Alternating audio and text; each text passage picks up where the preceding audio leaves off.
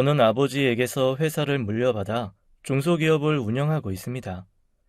남들이 볼 땐 제가 유능한 사업가처럼 보이는지 대단하다고들 하는데 사실 제 속은 아주 시커멓게 타버리고 정신도 온전하진 않은 것 같아요. 매주 한 번씩 정신과에 들러 1시간씩 상담을 받고 오곤 합니다. 의사 선생님이 제게 그러더라고요. 그런 일을 겪으면 누구나 정신적 충격을 받을 거라고요. 차마 제 주변 사람들에게조차 말할 수 없었던 이야기를 익명을 무기로 사연을 보내봅니다. 이곳에 털어놓고서 제 속이 좀 후련해졌으면 좋겠네요. 어렸을 때부터 저희 부모님은 사이가 별로 좋지 않았습니다. 두 분 다 사업을 하셨는데 집에서 늘 일 얘기를 하다가 다투시곤 하는 게 일상이었어요. 그래도 남들 앞에서는 행복한 부부인 척하며 지내셨죠. 요즘 말로는 쇼윈도 부부라고 하죠. 저희 부모님이 바로 그런 쇼윈도 부부였어요. 어머니와 아버지는 바쁘다는 핑계로 집에 들어오지 않는 날들도 있었는데 그럴 때면 동생이 늘 제 방으로 찾아왔습니다. 그럼 저는 동생과 놀아주곤 했어요. 저희 집은 3층 구조의 주택이었는데 2층과 3층 사이에 다락방이 있었어요. 그곳은 짐을 보관하는 천장이 낮은 공간이었는데 우리는 그 공간에서 노는 것을 아주 좋아했습니다. 우리만의 비밀 장소인 것이었죠. 너 타임캡슐이 뭔지 알아? 그게 뭐야? 여기 이 통 안에 물건을 넣고 땅속에 묻는 거야. 왜? 우리가 할아버지가 됐을 때 다시 찾아서 열어보려고. 지금 이 순간의 추억 같은 걸 여기에 넣어놨다가 나중에 꺼내보는 거야. 어때? 재밌겠지? 우리 같이 타임캡슐 만들래? 그래, 빨리 만들자, 형아. 그 다락방에서는 참 많은 일들을 했어요. 놀기도 하고 숨기도 하고 우리만의 비밀 공간이자 놀이터였죠. 저는 동생과 2살 차이라서 동생과 잘 놀곤 했습니다. 그건 고등학교에 진학해서도 마찬가지였어요. 동생은 나이에 맞지 않게 꽤나 순수했고 제가 하는 말이라면 곧잘 믿어서 저에게 자주 속기도 했죠. 놀리는 재미가 쏠쏠해서 자주 골탕을 먹이곤 했어요. 속고 나면 화낼 법도 한데 화 한 번 안 내는 착한 천성의 아이였어요. 제가 무슨 말만 하면 천진난만한 얼굴로 송곳니를 드러내며 웃던 동생 얼굴이 아직도 생생하게 기억납니다. 다만 지금은 2번 다시 볼 수 없는 미소라는 게 너무나 가슴 아프지만요. 제 동생은 제가 고등학교 3학년 때 세상을 떠났습니다. 병도 아니고 사고도 아니었어요. 그저 스스로의 선택이었죠. 언제나 해맑고 세상의 때가 덜 묻은 녀석이었는데 왜 갑작스럽게 세상을 등졌는지 그때는 정말 몰랐습니다. 전 동생의 죽음으로 충격을 크게 받았어요. 그래서 한동안 학교에 나가지도 못했습니다. 부모님은 제가 걱정이 되셨는지 급하게 유학을 알아보셨고 동생이 세상을 떠난 지 한 달 만에 저는 유학을 보내셨어요. 그때는 정말 바보같이 아무것도 몰랐어요. 부모님이 그렇게 급하게 저를 유학 보낸 진짜 이유를 말이죠. 그저 제가 힘들어하고 부모님도 그 상황이 너무 괴로워서 새로운 환경을 만들어준 거라고 철석같이 믿고 있었어요. 저는 유학 생활에 잘 적응하지 못했습니다. 정신적 충격이 남아있던 상태여서 말 한마디 통하지 않는 환경에 아는 사람 한 명 없는 낯선 곳에서 주는 불안감이 저를 다른 의미로 힘들게 했거든요. 제가 중도에 유학을 포기하고 집으로 돌아가고 싶다고 했지만 부모님은 조금만 더 견뎌보라고 하셨어요. 성일아, 너도 많이 힘들겠지만 엄마 아빠도 정말 많이 힘들어. 아직 여기 정리가 안 됐으니까 너까지 신경 쓰게 하지 말아줬으면 좋겠다. 엄마가 부탁할게. 너무 힘든 날엔 아버지께 연락을 드렸어요. 아빠, 문일이가 도대체 왜 그랬는지 모르겠어요. 원래부터 심성이 굳지 못한 애였어. 삶에 대한 의지도 없는 못난 놈. 너는 절대로 문일이처럼 살지 마라. 무슨 일이 있어도 남자는 마음이 강해야 돼. 그리고 이런 얘기 꺼내려면 앞으로 전화하지 말거라. 나는 이제 더는 문일이 얘기로 아픈 기억 떠올리고 싶지 않구나. 부모님은 제가 전화하는 걸 싫어하셨습니다. 제가 전화를 할 때마다 동생 이야기를 꺼내서 그러셨겠죠. 하지만 저도 정말 힘들어서 그랬어요. 사랑하는 동생을 잃은 상실감과 공허함을 부모님과 나누고 싶었나 봐요. 저와 같은 충격과 고통을 겪은 사람들이니까요. 부모님이 아니어도 누군가라도 제 얘기를 들어주길 바랬던 때였어요. 하지만 그 당시 제 옆에는 아무도 없었습니다. 부모님과 전화 통화하는 시간이 점점 짧아지더니 나중에는 전화를 거는 횟수도 급격히 줄었습니다. 저는 저를 돌봐주지 않는 부모님에게 더 이상 매달리지 않았어요. 우는 아기를 달래주지 않으면 결국 울지 않는 아기가 되는 것처럼 저는 더 이상 부모님을 찾지 않았죠. 그리고 제 삶에 충실히 살려고 노력했어요. 제가 할 수 있는 건 오로지 그것뿐이었습니다. 동생의 충격적인 죽음으로부터 벗어나려고 일상생활에 집중하려고 애를 썼어요. 고등학교 과정을 간신히 마치고 저는 대학 입시 준비를 했습니다. 2년 만에 4년제 대학에 입학할 수 있었어요. 공부만 하며 대학 생활을 마치고 나니 번듯한 회사에 입사도 하게 되었습니다. 회사 근처로 이사를 가면서 새로운 이웃들도 만나게 되었죠. 이웃의 소개로 교회를 다니게 되었는데 그곳에서 한 여자를 만나게 되었습니다. 저와 같은 한국인의 너무나 매력적인 사람이었어요.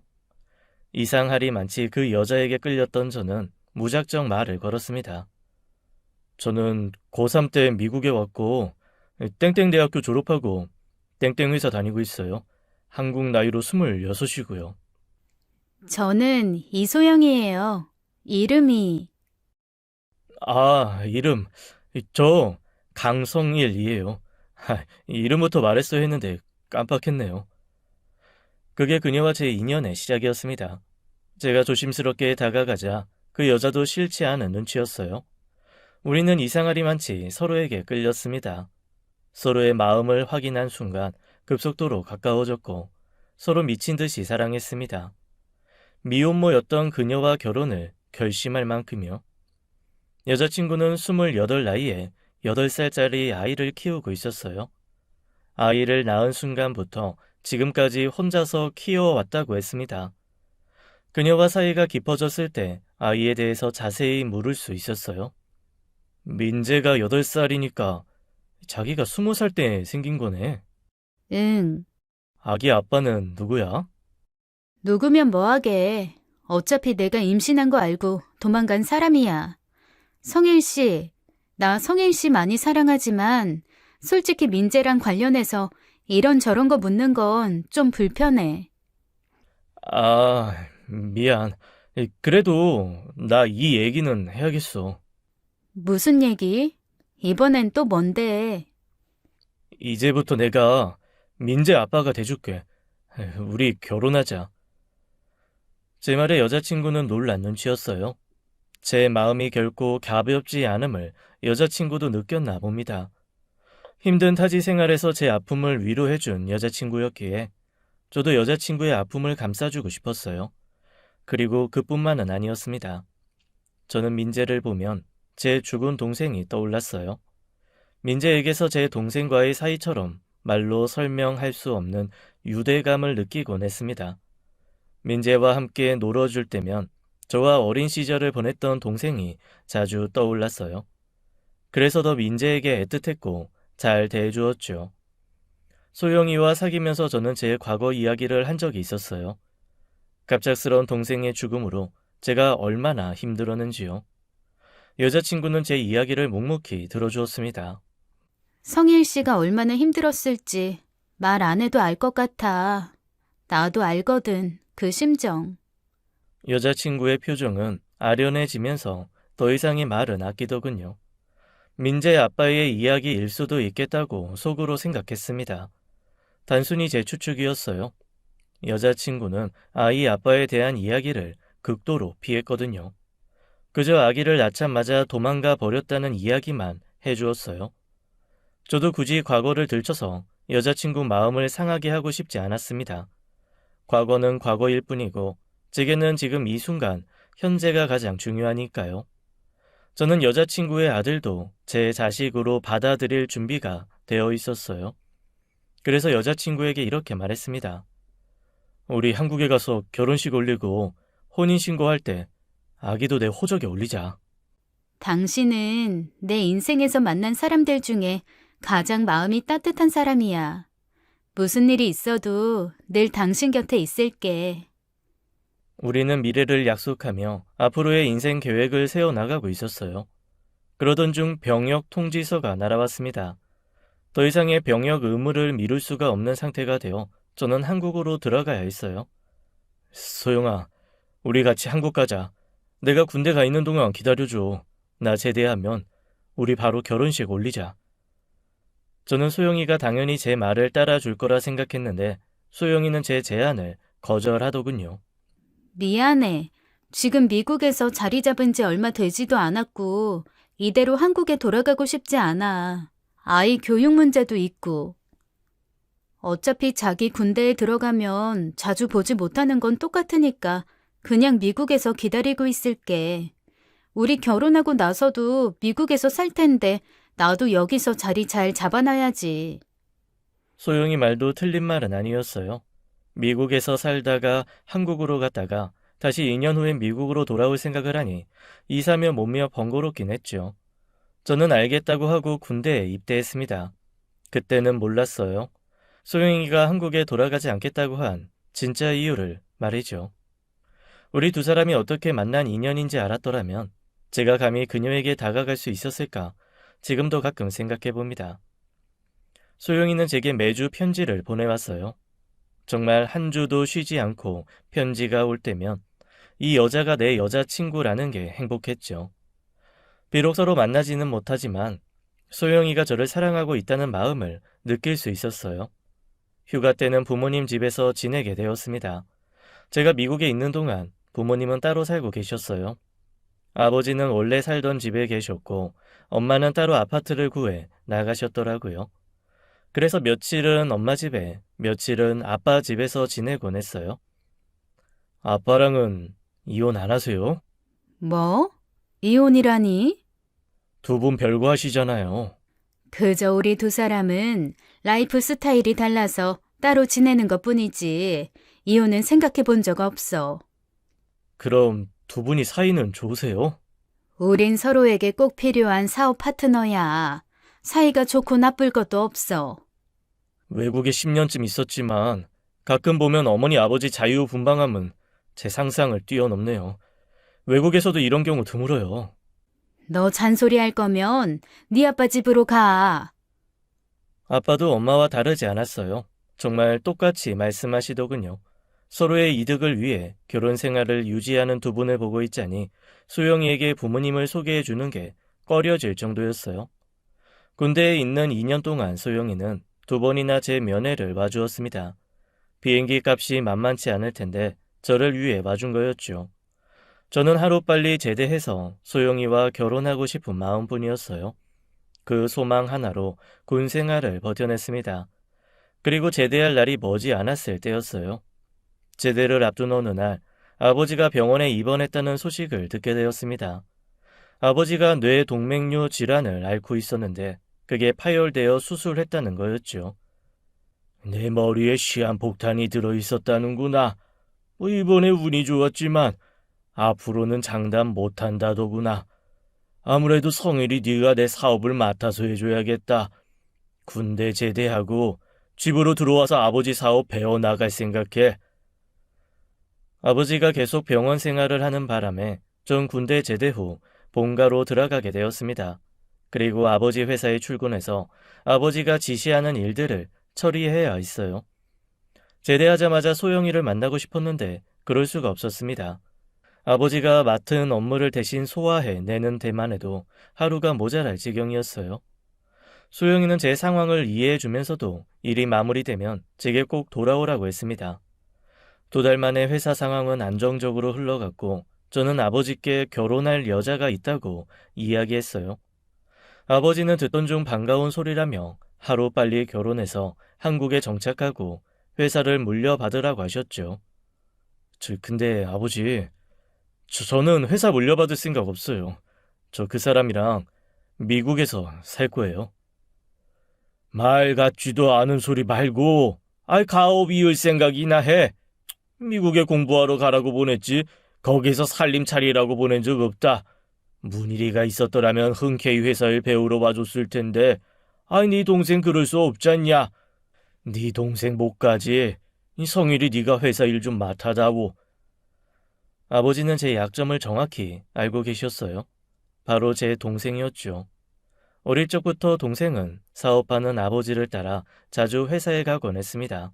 그리고 자기는 나중에 아버지 회사를 물려받겠다고 종종 말하곤 했어요. 사실 제가 경영학을 선택한 것도 동생 문일이가 배우고 싶었던 전공이었기 때문이었어요. 경영학을 배우면 동생에 대한 그리움을 채울 수 있을 것 같았거든요. 아무튼 저는 아버지의 반대에 부딪혀 소영이를 한국으로 데려오기 위해 설득했습니다. 한참을 고민하던 여자친구는 알겠다며 한 달 후에 한국에 들어오겠다고 했죠. 미국에서 자리 잡고 살고 싶어 하던 여자친구였는데 오로지 저 하나를 위해 내린 큰 결단이었어요. 저는 그런 소영이에게 고마울 뿐이었죠. 저는 아버지 뜻에 따르는 대신 아버지께 약속 하나를 받았습니다. 저 아버지, 제가 만나는 여자가 어떤 사람이든지 결혼 꼭 허락해 주세요. 저도 아버지 부탁 들어드렸으니까 이번엔 아버지 차례예요. 아버지는 걱정 말라며 회사 일이나 열심히 하라고 했어요. 소영이가 한국으로 올 준비를 하는 동안 저는 회사 대표가 되었습니다. 미국에서 경영학 전공한 보람이 있네. 아주 잘 어울린다. 앞으로 회사 더 크게 키워봐. 엄마는 제가 회사 대표가 되었다는 소식에 누구보다 기뻐하셨어요. 이제 엄마랑 네가 사업 파트너가 됐네. 앞으로 잘 부탁해. 저는 어머니께 결혼할 여자 이야기를 꺼냈고 어머니는 예비 며느리가 누군지 너무 궁금하다며 입국하는 대로 인사하러 오라고 했습니다. 한 달 후 소영이와 민재가 한국으로 들어왔어요. 제가 사는 오피스텔에 짐을 풀고 잠시 거처하기로 했죠. 저는 소영이가 미혼모라는 사실을 말하지 못한 채 부모님과의 첫 인사 자리를 마련했습니다. 말로 들으시는 것보다 직접 보고 얘기하시는 게 낫겠다고 생각했거든요. 예약한 식당으로 소영이와 민재를 데리고 들어갔습니다. 부모님이 먼저 와 계시더군요. 저와 아내 될 사람이 들어오자 두 분 다 엄청나게 놀라시더라고요. 첫 인사 자리에 11살이나 된 아이를 데려왔으니 놀라시는 것도 당연했습니다. 어머니의 반응은 단순히 놀란 정도가 아니라 거의 기겁을 하시더군요. 그런데 소영이의 반응도 이상했어요. 저희 부모님을 보더니 크게 당황하는 눈치더라고요. 아니 이게 무슨 아가씨가 우리 아들 여자친구였어요. 이거 어쩌다 이런 일이? 저도 많이 당황스럽네요. 서로 아는 사이세요? 어떻게요? 어떻게는 중요하지 않아. 아가씨도 알겠지만 아가씨랑 우리 집안이랑 엮일 수 있는 사람들은 아닌 것 같네요. 여기서 그만 정리해요. 아버지가 그렇게 말씀하시는 동안 엄마는 단 한마디도 하지 않으셨습니다. 그저 민재만 무섭게 노려보시며 떨고 계셨어요. 엄마, 민재 당황스럽게 왜 그렇게 보세요? 그만, 아이 데리고 가줘요. 아버지, 저 이 여자랑 결혼할 거예요. 어떤 사람이어도 상관없다면서요. 이거 약속이랑 다르잖아요. 안 돼, 성일아. 너희 둘은 절대로 안 된다. 그리고 그 애는 여보! 아버지가 엄마의 입을 막기라도 하려는 것처럼 큰 소리를 냈습니다. 도대체 이게 무슨 상황인지 이해가 가지 않았어요. 제가 올 곳이 아니었네요. 그만 실례하겠습니다. 그 말을 끝으로 여자친구는 민재의 손을 잡고 그 자리를 박차고 나갔습니다. 저는 대체 이게 무슨 상황인지 감도 오질 않더군요. 민재가 뒤를 돌아보며 저와 눈이 마주쳤는데 가슴 한 구석이 찌릿하더군요. 저는 여자친구를 쫓아 나가려는데 어머니가 갑자기 그 자리에 털썩 주저앉으셨고 웅크린 채 몸을 부들부들 떨고 계셨어요. 엄마, 괜찮으세요? 저와 아빠는 엄마를 부축해서 자리에 앉혔습니다. 엄마는 손을 덜덜 떨며 물 한 잔을 드셨어요. 도대체 왜 엄마가 이토록 당황하시는지 알 수 없었죠. 아버지, 엄마 좀 부탁할게요. 저는 그녀를 찾으러 나가려고 했어요. 그런데 아버지가 저를 말리시더군요. 성일아, 아이 그 여자 쫓아가려고? 가지 마라. 이제 너희 둘 사이 여기서 끝내. 저는 아버지의 만류에도 소영이를 찾아 밖으로 나왔습니다. 하지만 이미 어디로 갔는지 사라지고 없었어요. 제가 오랫동안 너무나 사랑해온 사람인데 눈앞에서 사라져버리자 불안감이 밀려왔습니다. 이대로 헤어지면 영영 보지 못할 것 같았어요. 저는 다시 식당으로 들어가 부모님께 따져 묻듯이 물었습니다. 도대체 소영이랑 무슨 악연이시길래 이렇게까지 말리시는데요.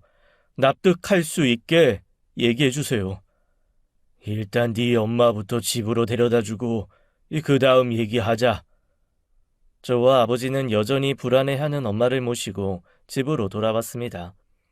엄마는 자꾸 춥다며 덜덜 떠셨고 아버지가 이불을 꺼내와 엄마를 돌돌 말아 소파에 앉히셨어요. 불안해하는 엄마 앞에서 자꾸 소영이에 대해 캐무는 게 찜찜했지만 그래도 제 궁금증을 해결해야 했습니다. 이제 말씀해 주세요. 대체 소영이는 어떻게 아는 사이세요? 도대체 뭐 때문에 우리 사이는 안 된다고 하시는 건데요. 그리고 엄마는 왜 민재를 그렇게 노려보셨어요? 민재가 누군데요? 당장 그만 만나. 미국에서 우연히 만났을 리가 없어. 그 여자가 너한테 일부러 접근한 게 분명해. 일부러 접근해서 나한테, 우리한테. 엄마는 극도로 흥분해서 말씀하시다가 갑자기 머리를 움켜잡으셨어요. 그리고는 극심한 두통을 호소하시며 쓰러지셨습니다. 엄마는 결국 응급실에 실려가셨고 뇌졸중 진단을 받으셨어요. 엄마는 수술을 받아야 하는 상태셨어요. 엄마의 수술이 진행되는 동안 아버지와 대기실에 앉아 이야기를 나누게 되었습니다. 그 아가씨 이름이 소영이라고 했냐? 소영이한테 언니가 있었어. 나영이라고. 우리 회사 직원이었지. 일을 곧잘해서 내 옆에 두고 이런저런 일을 시켰었는데 어느 날 그 여자가 우리 집에 찾아온 거야. 네 엄마는 그 여자를 보고 화가 많이 났다. 왜냐하면 그 여자가 만삭이었거든. 아버지, 그 여자랑 바람 피우셨어요? 그건 중요하지 않아. 그 여자가 그걸로 날 협박했다는 게 문제지. 그런데 더 큰 문제는 나영이가 뒷걸음질 치다가 실수로 2층 난간에서 떨어졌다는 거야. 우리는 눈앞에서 사람이 추락해서 죽는 걸 목격하게 됐다. 네 엄마는 그 일로 충격을 많이 받았고 나도 그날 일을 생각하면 지금도 소름이 돋을 정도니 네 엄마는 어떻겠냐? 듣고도 믿어지지 않는 이야기였습니다. 우리 집에서 사람이 죽었었다니 저는 그 집에 살면서도 정말 몰랐었어요. 아마도 제가 고2 말에 학원 캠프를 간 적이 있는데 그때 사건이 일어난 것 같았죠. 생각해보니 캠프를 다녀온 후에 경찰들이 집에 가끔 찾아오는 걸 보긴 했었습니다. 부모님께 여쭤봤는데 사업 때문에 문제가 있어서 온 거라고 해서 그런 건 줄로만 알았어요. 부모님이 철저히 제게 숨겼던 거죠. 그 이후로 부모님은 경찰서에 왔다 갔다 조사를 받으러 다니셨고 얼마 후 아무 일 없다는 듯이 지내셨습니다. 그렇게 그 일은 까마득하게 잊혀졌어요. 왜냐하면 그 후에 제 동생이 갑작스럽게 세상을 떠났으니까요. 아버지의 이야기를 모두 듣고 나니 엄마가 왜 그토록 민재를 무섭게 노려보았는지 알겠더군요. 엄마는 민재가 아버지가 바람 피워서 낳은 자식이라고 생각하는 거였어요. 그 말이 사실이라면 민재는 제 이복 형제가 되는 셈이었죠. 그런데 저는 이해가 가지 않았습니다. 분명히 소영이는 민재가 자기가 낳은 아이라고 했거든요. 20살에 낳았고 민재의 아빠 되는 사람은 도망을 갔다고요. 저는 아버지께 물었어요. 민재가 혹시 아버지 아들이에요? 그렇게 묻자 아버지가 눈이 동그랗게 커지며 소리를 버럭 지르셨어요. 그건 아버지가 궁지에 몰릴 때면 하는 행동이었죠. 그 여자는 문란한 애였어. 그 여자랑 뒹군 남자가 한둘이 아닐 거다. 당연히 내 자식일 리도 없어. 그럼 확인해보면 되겠네요. 친자 검사 해보시면 되잖아요. 네 엄마 쓰러진 거 보고도 너 그딴 소리가 나오냐? 얼마나 더 네 엄마를 괴롭히려고 그래? 너희 둘은 악연이야. 당장 둘 사이 정리해. 이제 와서 내 눈앞에 나타난 거 보면 분명 뭔가 의도가 있는 거다. 예전에 걔 언니도 똑같았어. 갑자기 나타나서 협박이나 하고 동생이란 애도 그 언니를 닮은 게 분명해. 소영이 언니가 어떤 사람인지 모르겠지만 소영이는 이상한 사람 아니에요. 저랑 만난 것도 정말 우연이었다고요. 절대로 일부러 접근했을 리가 없어요. 사람 홀리는 게 그 자매들 특기인가 보다. 너도 이미 그 여자한테 넘어가서 그 여자 편만 들고 있잖냐. 아무리 생각해도 꺼림직해. 당장 그만 만나. 아버지의 성난 말에도 저는 소영이를 그만 만나야겠다는 생각이 전혀 들지 않았어요. 과거의 악연으로 얽히긴 했지만 그게 소영이 잘못은 아니라고 생각했으니까요. 이런 것 때문에 우리 둘 사이가 헤어져야 한다면 저는 부모님과 소영이 둘 중에 한쪽을 택해야 할 수도 있겠구나 하는 생각이 들었습니다. 수술이 무사히 끝나고 집에 가보니 소영이의 짐은 모두 사라진 후였어요. 경비 아저씨께 물으니 급하게 용달이 와서 짐을 다 실어 갔다고 했죠. 엄마가 병원에 계시는 동안 저는 소영이를 백방으로 찾아보았어요. 하지만 연락도 되지 않고 어디에도 보이질 않으니 미칠 것 같더군요. 일단 만나서 얘기라도 해보고 싶은 심정이었는데 그조차 못하니 속이 시커멓게 타들어갔어요. 그러던 중 소영이에게서 문자 한 통이 왔습니다. 생각할 시간이 필요해. 당분간 찾지 말아줘. 민재를 위해서라도 그게 좋을 것 같아. 그 문자가 저를 더 미치게 만들더군요. 애가 탔어요. 이대로 소영이가 사라져 버릴까봐요. 결국 저는 사설 탐정 업체에 사람을 찾아달라고 의뢰를 했습니다. 2주간의 시간이 흐르고 저는 주소 하나를 얻을 수 있었어요. 사설 탐정 직원이 제게 사진 몇 장을 내밀며 말했습니다. 이 여자 맞죠? 지금 거주하는 곳 주소 확인됐어요. 주소는 문자로 찍어드릴게요. 그리고 직원은 잠시 뜸을 들이더군요. 네, 말씀하세요. 뭐 또 알아내신 게 있으신가요? 아닙니다. 그런데 이 여자분이 결혼할 예비 신부라고 말씀하셨던 걸로 아는데 제 기억이 맞나요? 예, 맞습니다. 저랑 결혼하기로 했는데 아이랑 갑자기 사라져서. 그럼 이분 찾고 나면 결혼하시겠네요? 네, 그렇죠. 탐정은 저를 의아하다는 표정으로 바라보더니 이내 고개를 끄덕이더군요. 네, 그럼 전 이만. 더 부탁하실 일 있으시면 연락 주세요. 사람 뒷조사라든가 과거라든지 그런 거요. 탐정은 무언가 석연치 않은 기분을 제게 남겨주고 떠났습니다. 곧 제 핸드폰으로 주소 하나가 찍혔어요. 그 주소지로 찾아가자 코너에 있는 어느 식당이었습니다. 1층에는 식당이 있고 2층에는 가정집이 있는 구조였어요. 저는 심호흡을 하고 2층으로 올라갔어요. 어떻게 소영이를 설득해서 데려올지 고민이었습니다. 이곳에 오기 전에 반지를 하나 샀어요. 그 반지를 끼워주고 저는 부모님을 대신 소영이를 선택할 생각이었죠. 고3 때 유학 보내져서 외롭게 살아온 저였어요. 나를 외국에 버리듯이 보낸 부모님보다 제 아픔과 긴 공백을 채워준 그 사람이 제게 더 소중하다는 생각했습니다. 차라리 모든 짐을 내려놓고 한국을 떠나자는 게 제 마음의 결정이었죠. 그렇게 한다면 소영이도 저를 받아줄 거라 생각했어요. 2층 계단을 올라가서 문 앞에 섰습니다. 떨리는 마음으로 초인종을 눌렀어요. 그런데 아무도 없는지 문이 열리지 않았죠. 저는 몇 번 더 초인종을 누르며 소영이를 불렀습니다. 소영아 잠깐만 문 좀 열어봐. 나야. 소영이 누나, 나 성일이라고. 소영이는 저보다 3살이 많았습니다. 사귀기 전에는 누나라 불렀었는데 사귀고 나면서는 이름만 부르는 사이가 되었죠. 제가 문을 두드려대자 안에서 인기척이 들렸어요. 그리고 잠시 후 문이 열리며 누군가 얼굴을 빼꼼 내밀었습니다. 민재였어요. 아저씨, 엄마 여기 없어요. 민재야, 엄마 어디 갔어? 방금 전에 아저씨네 아빠가 찾아와서 데리고 나갔어요. 그런데 그 할아버지 화가 많이 나 있었어요. 엄마 걱정되니까 아저씨가 엄마 좀 데려와줘요. 그래, 걱정 마. 내가 엄마 데려올게.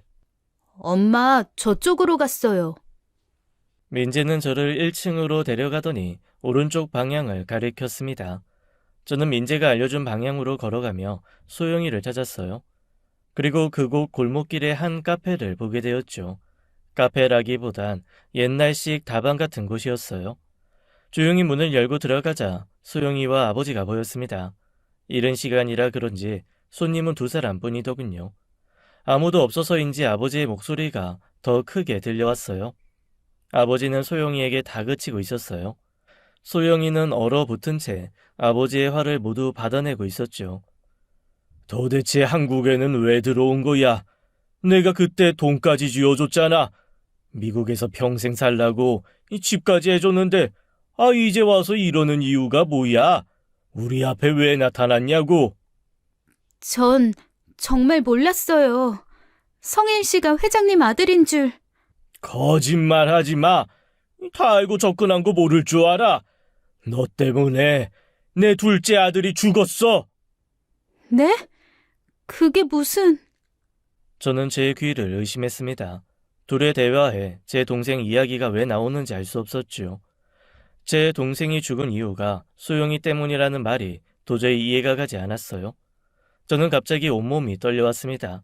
이들 사이에는 분명히 제가 모르는 무언가가 있었어요. 우리 둘째 아들, 심성이 약한 애였소. 제 아빠가 바람 피웠다는 사실조차 믿기 어려웠을 텐데 이 집에서 사람이 죽는 걸 봤으니 오죽했겠어. 그런 애한테 찾아와서 네 언니 죽은 게 진짜 자살 맞냐고 다그쳐 부르니 그 어린 게 견디기 힘들었겠지. 너만 아니었어도 우리 둘째 그렇게 갈 녀석 아니었어. 아버지는 감정이 격해져 있었어요. 소영이는 그런 아버지를 보며 어쩔 줄을 몰라 하는 모습이었죠. 저는 둘 사이에 어느 틈에 끼어들어야 할지 몰라 그저 우두커니 입구에 서 있었습니다. 일부러 그런 건 아니에요. 둘째 아드님 일은 정말 죄송해요. 저는 그냥 언니가 그랬을 리가 없으니까. 그럼 뭐 우리가 어떻게 하기라도 했다는 거야? 언니는 절대로 스스로 그런 짓을 할 사람이 아니에요. 업소에서 일하는 걸 불쌍해서 회사에 취직시켜줬더니 이 은혜를 원수로 갚아. 너도 똑같다. 내가 너랑 네 언니가 낳고 간 자식 먹고 살라고 돈까지 줬는데 이렇게 내 뒤통수를 쳐. 양심이라는 게 있으면 당장 꺼져. 내 둘째 아들 잡아먹은 년이 내 큰아들까지 잡아먹는 꼴 나는 못 본다. 저는 제 동생 이야기에 두 사람에게로 다가갔습니다. 다리에 힘이 풀려 당장이라도 주저앉을 것 같았어요. 아버지, 그게 사실이에요? 소영이 때문에 문일이가 죽었다는 거요. 네가 여기 어떻게? 이소영, 네가 말해봐. 내 동생한테 어떻게 했길래 내 동생이 죽어? 성일 씨, 난 정말 몰랐어. 당신 동생한테 그저 궁금한 걸 물어본 것뿐이야. 소영이가 당황해하자 갑자기 누군가 끼어들더군요. 다방 마담이었어요. 회장님, 거 듣자 하니까 아무것도 모르는 애한테 너무 몰아붙이는 거 아니에요? 막말로 나영이가 회장님 자식 임신해서 찾아갔다가 죽었는데 누가 봐도 이상하잖아요. 나영이가 죽으려고 찾아간 것도 아니고 회장님하고 공식적인 사이로 인정받겠다고 찾아간 건데 그런 애가 갑자기 죽었으니 누가 의심을 안 하겠냐고요. 정마당 그 입 다물어. 내가 자식은 없지만 내가 업소에서 키우던 애들이라 정이 가서 그래요.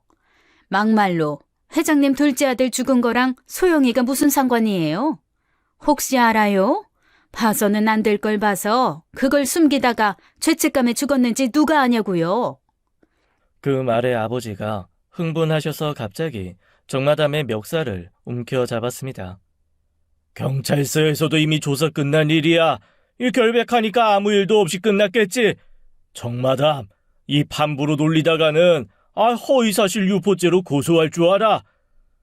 아버지는 정마담을 밀치듯이 멱살을 놓았고 정마담은 캑캑거리며 숨을 몰아 쉬었습니다. 그만하세요. 제가 떠날게요.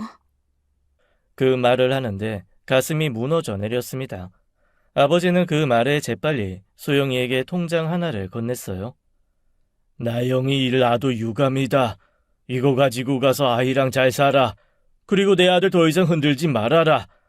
아버지, 뭐 하시는 거예요? 그 통장은 또 뭐고요? 소영아, 너 왜 그래? 우리 따로 얘기 좀 하자. 소영이는 대꾸도 없이 통장을 들고 나가더군요.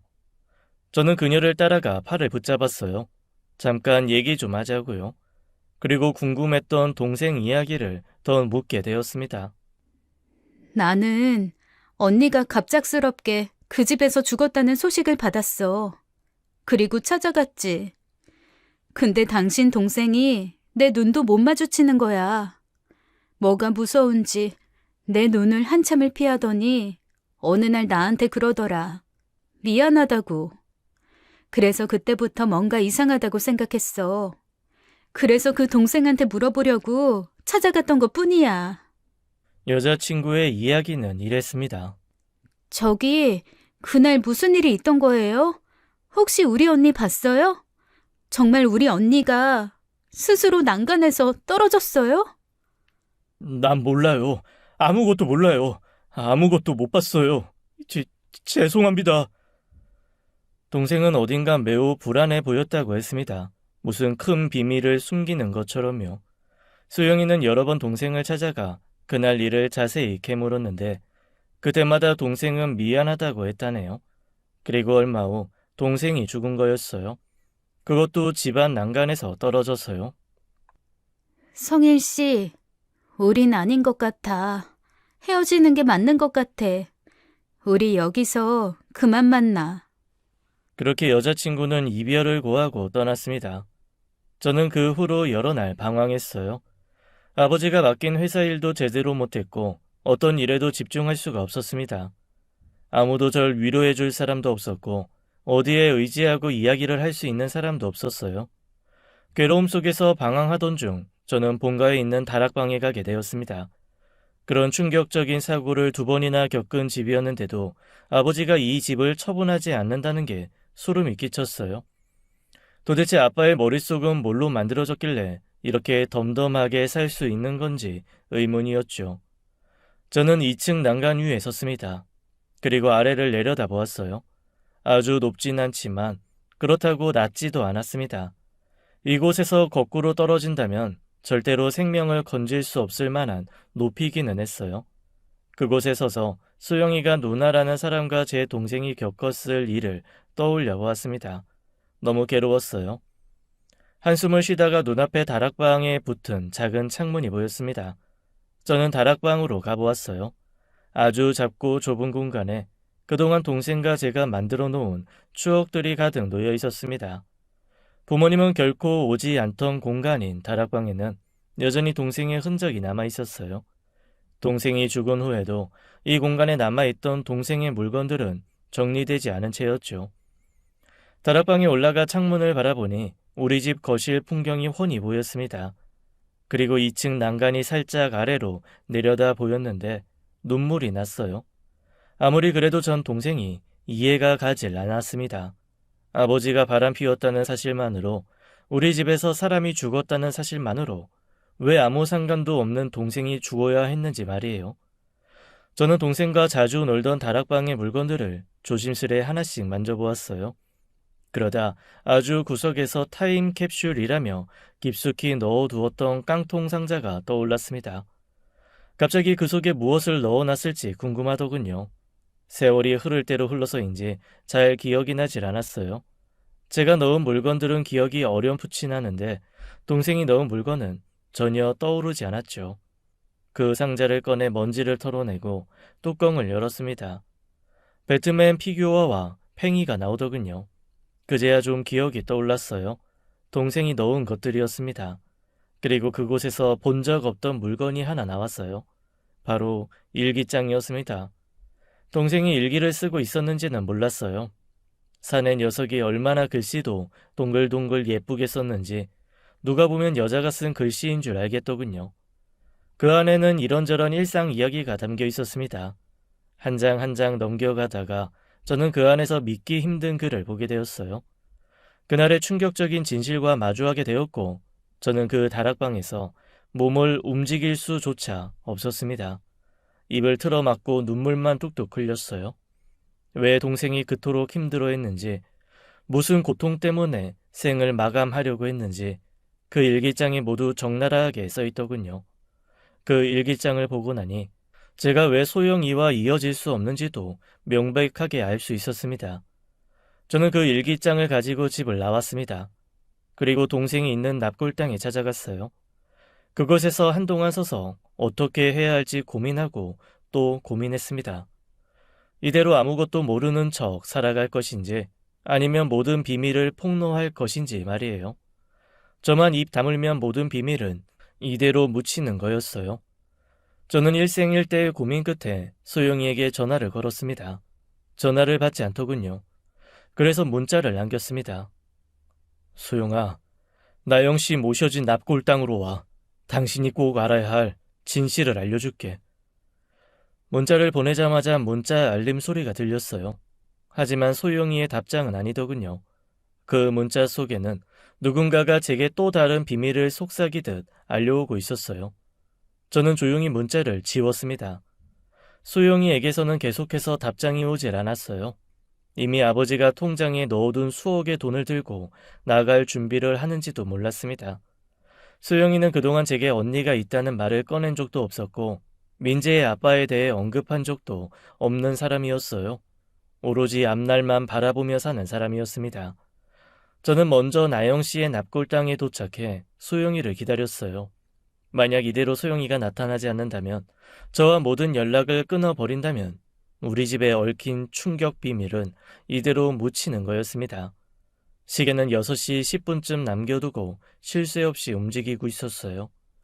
저는 조용히 일어나 정문을 향해 걸었습니다. 그리고 그곳에 서 있는 소영이를 마주쳤어요. 왜 민재를 네 아이라고 속인 거야? 이런 얘기 할 거면 나 그만 가볼게. 제발 소영아, 말해줘. 네가 다 말해줘야 나도 다 말할 수 있을 것 같아서 그래. 소영이는 조금 고민하다가 진실을 이야기 시작했습니다. 난 사람을 믿지 못했어. 검은 속내는 숨기고 예쁘장한 얼굴 하나 때문에 다가오는 남자들도 싫었고. 더군다나 민재를 낳은 건 언니였을지 몰라도 키운 건 나야. 그러니까 내가 당연히 엄마지. 어느 날 소영이에게 다가왔던 한 남자가 민재를 보고는 애가 있었냐고 놀라서 도망갔다더군요.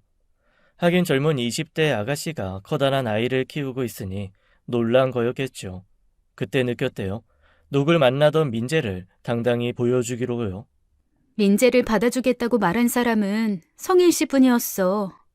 아마도 핏줄이 땡긴 거였겠지. 민재는 당신 동생이니까. 저는 아니라고 말하고 싶었어요.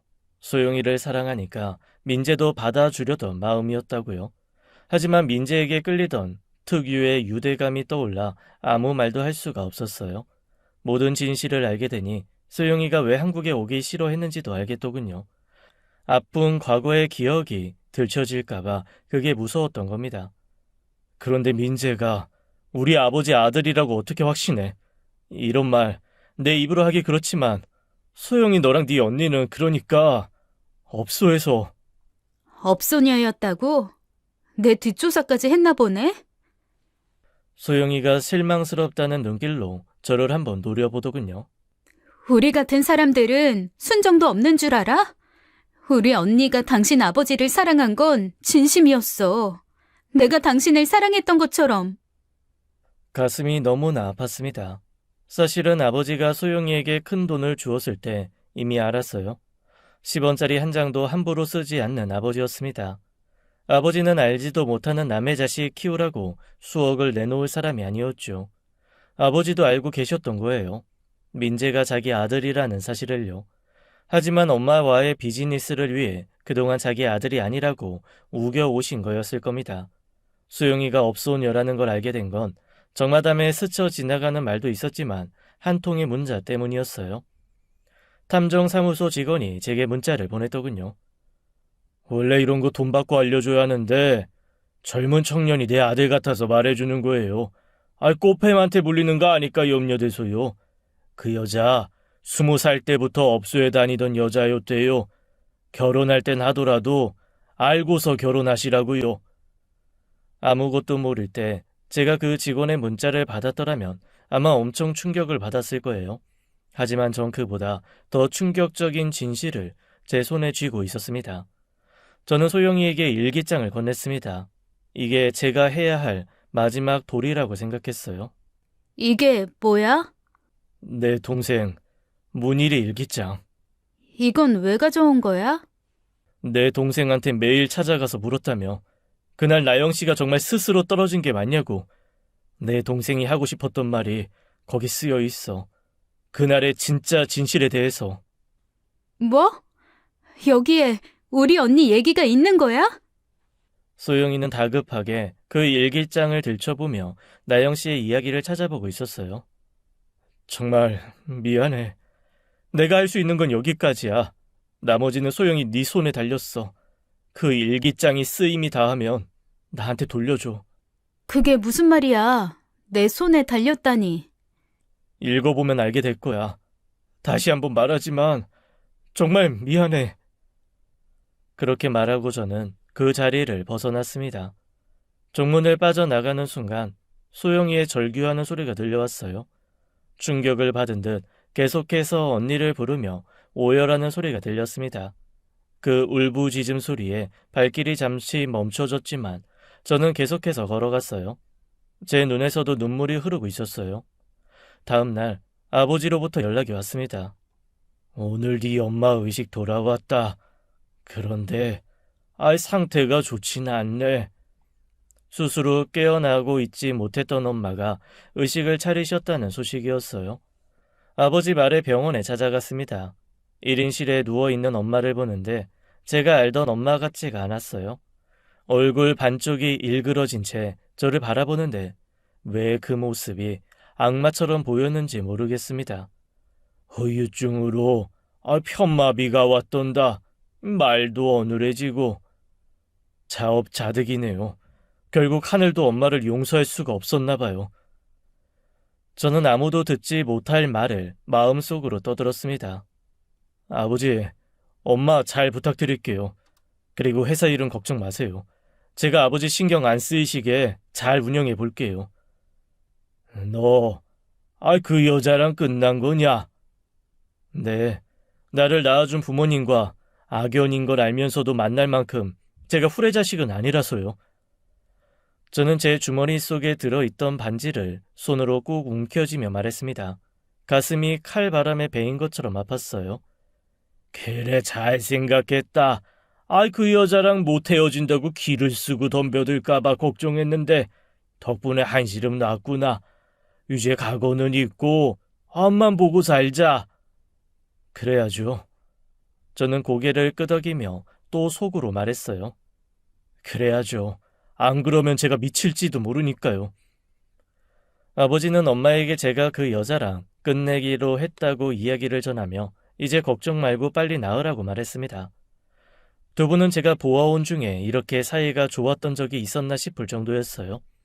서로의 잘못을 덮기 위해 두 사람이 입을 맞추는 모습이 훤히 그려졌죠. 얼마 후 아버지는 간병인을 붙여 엄마를 돌보게 했고 아버지는 골프 치러 다니면서 일상을 되찾아가고 계셨어요. 아무렇지 않게 잘 먹고 잘 사는 아버지를 보자 구역질이 올라왔습니다. 아무리 내 아버지라지만 너무나 뻔뻔한 모습에 소름이 돋았어요. 내 부모가 너무나 징그럽게 느껴졌죠. 저는 부모님과 한 발자국 떨어져 회사 일에 집중했습니다. 아버지는 일만 하는 제 모습을 대견해 하는 눈치셨죠. 우리 성일이가 이제야 제대로 회사 오너 같네. 이대로만 쭉 열심히 해라. 뒤는 내가 다 봐주마. 그럴 일 없으실 거예요. 아버지는 아버지 앞가림이나 잘하세요. 아버지는 제 말에 표정이 일그러지셨어요. 그게 무슨 말버릇이냐며 저를 나무라셨고 회사 일 좀 시켜놨더니 건방지어졌다고 화를 내셨습니다. 넌 내 말 한마디면 그 자리에서 내려오는 거 한순간이야. 그러니까 경고망동하지 말고 겸손하게 굴어. 앞으로 겸손해줘야 할 건 아버지일걸요? 이 녀석이 자꾸 왜 이렇게 틱틱거려? 그 여자랑 헤어지게 했다고 나한테 분풀이라도 하는 거냐? 고작 여자 하나 때문에 제가 이러는 걸로 보이세요? 그럼 대체 왜 이래? 그건 아버지가 더 잘 아시겠죠.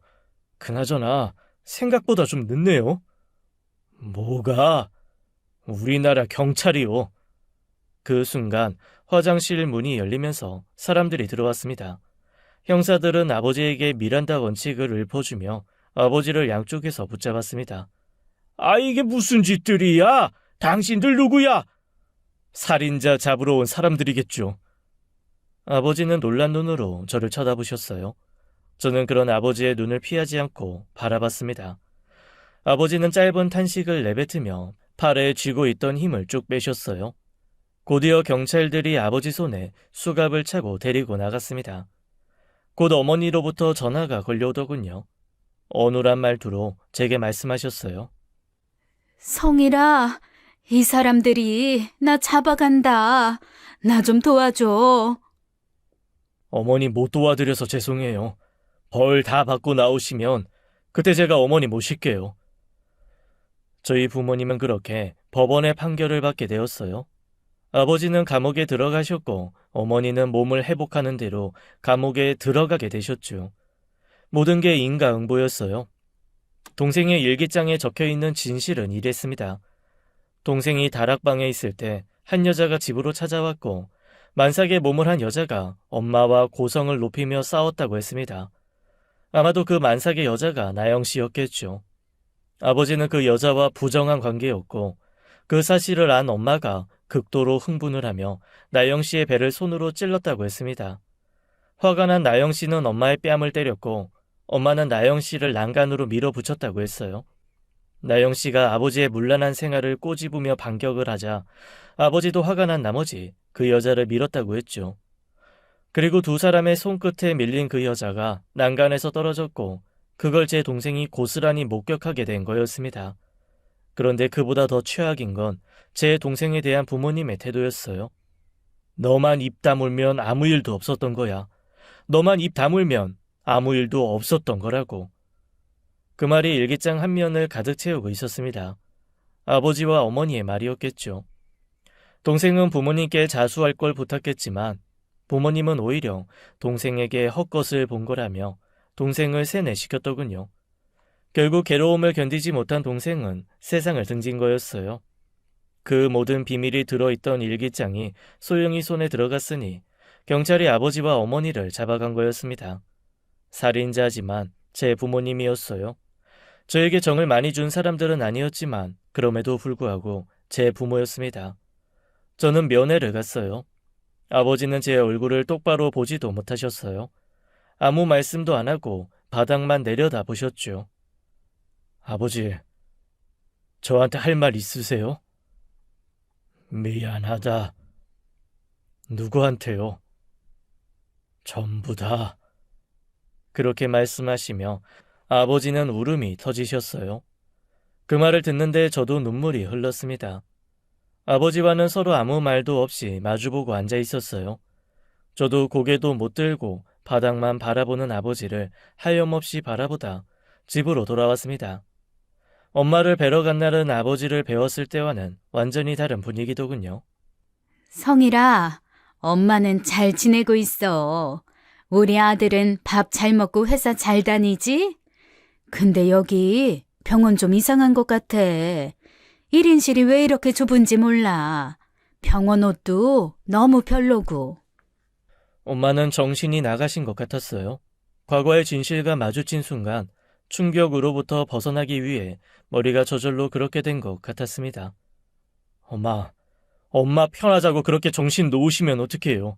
그럼 나영 씨랑 억울하게 죽은 내 동생 문일이는 어쩌라고요?